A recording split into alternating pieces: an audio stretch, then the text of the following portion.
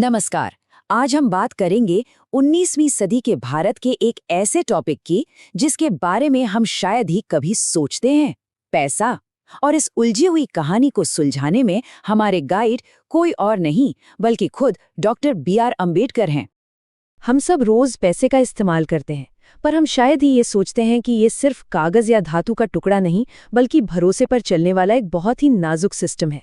और क्या हो अगर वो सिस्टम, वो भरोसा ही टूट जाए? ठीक यही हुआ था 19वीं सदी के भारत में। 19वीं सदी में भारत एक जबरदस्त उथल-पुथल से गुजर रहा था, और इस उथल-पुथल के बीचों बीच एक ऐसा संकट था जो देश की अर्थव्यवस्था की नींव हिला रहा था, एक करेंसी क्राइसिस। इसी संकट की नब्ज पकड़ी डॉक्टर अम्बेडकर ने और हमें बताया कि ये सब आखिर कैसे और क्यों हुआ। तो ये सब शुरू कहाँ से हुआ? देखिए, कहानी की जड़ें हैं मुगल साम्राज्य के पतन में। जैसे ही साम्राज्य बिखरा, उसकी जो एक स्टेबल करेंसी व्यवस्था थी वो भी ढह गई, और इसके साथ ही पूरे देश में एक भयानक आर्थिक अराजकता फैल गई। ये जो कोट है ये 1793 का है, और ये हमें उस समय की जमीनी हकीकत की एक झलक देता है। जरा सोच कर देखिए, आप बाजार में कुछ खरीदने गए हैं और हर बार आपको ये सोचना पड़ रहा है कि आपके हाथ में जो सिक्का है उसकी असली कीमत क्या है, क्या वो असली भी है या नहीं। ये एक बुरे सपने जैसा था जिसने व्यापार करना लगभग नामुमकिन कर दिया था। ये कोई छोटी मोटी असुविधा नहीं थी, नहीं, ये एक पूरी की पूरी आर्थिक आपदा थी। जब कोई पैसे पर भरोसा ही ना कर पाए, जब बाजार में दर्जनों तरह के असली और नकली सिक्के घूम रहे हो, तो पूरी की पूरी इकोनॉमी ठप पड़ जाती है, विश्वास खत्म हो जाता है और व्यापार रुक जाता है। और इसी अराजकता के बीच ईस्ट इंडिया कंपनी ने एक मौका देखा।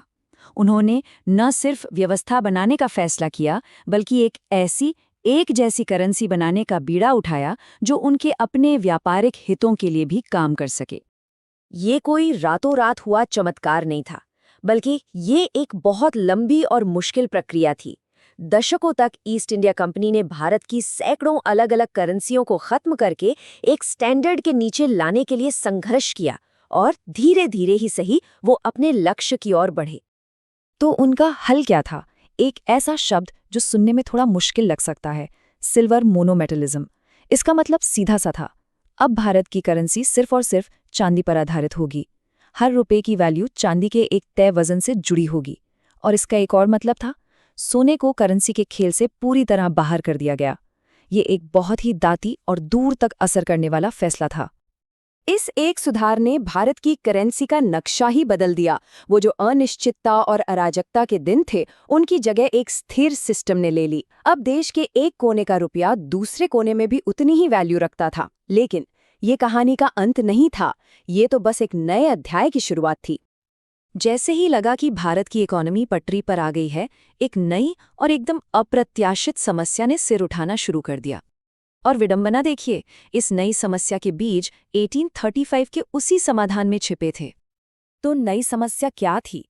संक्षेप में कहें तो भारत की अर्थव्यवस्था उम्मीद से कई ज्यादा तेजी से बढ़ रही थी। देश के अंदर लोग ज्यादा कैश इस्तेमाल कर रहे थे और विदेशों में भारतीय सामानों की मांग आसमान छू रही थी। इन दोनों वजहों से इकोनॉमी को ज्यादा से ज्यादा सिक्कों की जरूरत थी। पर एक दिक्कत थी, पैसा था ही नहीं। ये चार्ट पूरी कहानी कह देता है। एक तरफ भारत की इकोनॉमी और व्यापार रॉकेट की तरह ऊपर जा रहे थे, लेकिन दूसरी तरफ चांदी की सप्लाई, जिस पर पूरी करेंसी टिकी थी, वो लगभग स्थिर थी। ये एक टिक टिक करता टाइम बॉम्ब था। मांग और सप्लाई के बीच का फासला बढ़ता ही जा रहा था। और यहाँ कहानी में एक और दिलचस्प मोड़ आता है। सरकार जो नए सिक्के बना रही थी, वो बनते ही चलन से गायब हो रहे थे। क्यों? क्योंकि चांदी इतनी कीमती हो गई थी कि लोग सिक्कों को पिघलाकर उसके गहने और दूसरी चीजें बना रहे थे। मतलब टकसाल सिक्के बनाती और बाजार उन्हें निगल जाता। तो भारत एक बड़ी अजीबोगरीब स्थिति में फंस गया था।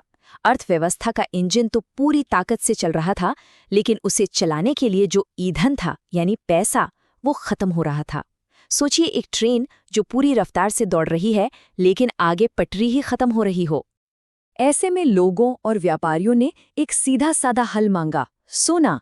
अगर चांदी कम पड़ रही है तो सोने के सिक्के चलाओ। ये एक लॉजिकल मांग थी, लेकिन सरकार ने इसका जबरदस्त विरोध किया। क्यों? क्योंकि उन्हें अपनी बनाई हुई व्यवस्था और अपना कंट्रोल खोने का डर था। ये 1,00,000 का सवाल है ना? एक तरफ दुनिया में सोने की बाढ़ आई हुई थी और दूसरी तरफ भारत को पैसे की सख्त जरूरत थी। तो फिर सरकार सोने का इस्तेमाल करने से क्यों कतरा रही थी? ये बहस दो अलग-अलग दुनियाओं की टक्कर थी। जनता व्यापार बचाने के लिए एक प्रैक्टिकल सॉल्यूशन चाहती थी, लेकिन सरकार एक सैद्धांतिक डर में जी रही थी। उन्हें डर था कि सोना और चांदी दोनों को करेंसी बनाने से वही पुरानी अराजकता लौट आएगी, और इस खींचतान के बीच भारत की अर्थव्यवस्था पिस रही थी। सरकार ने समस्या को सुलझाने की कोशिश तो की, लेकिन आधे अधूरे मन से। जैसा कि ये टेबल दिखाती है, उनके सारे प्रयास नाकाम रहे। उन्होंने सोने को स्वीकार करने की कोशिश की, लेकिन ऐसी शर्तों पर कि कोई उसका इस्तेमाल ही ना कर पाए। वो एक ही समय में 2 घोड़ों पर सवार होने की कोशिश कर रहे थे और जाहिर है बुरी तरह गिर रहे थे। और फिर जैसा अक्सर होता है, संकट अचानक थोड़ा कम हो गया। दुनिया भर के कुछ कारणों से चांदी की सप्लाई थोड़ी बेहतर हुई और इकोनॉमी पर दबाव घट गया। सब शांत हो गया। लेकिन ये तूफान के पहले की शांति थी, एक झूठी सुबह। सरकार को लगा कि अरे वाह, संकट तो टल गया।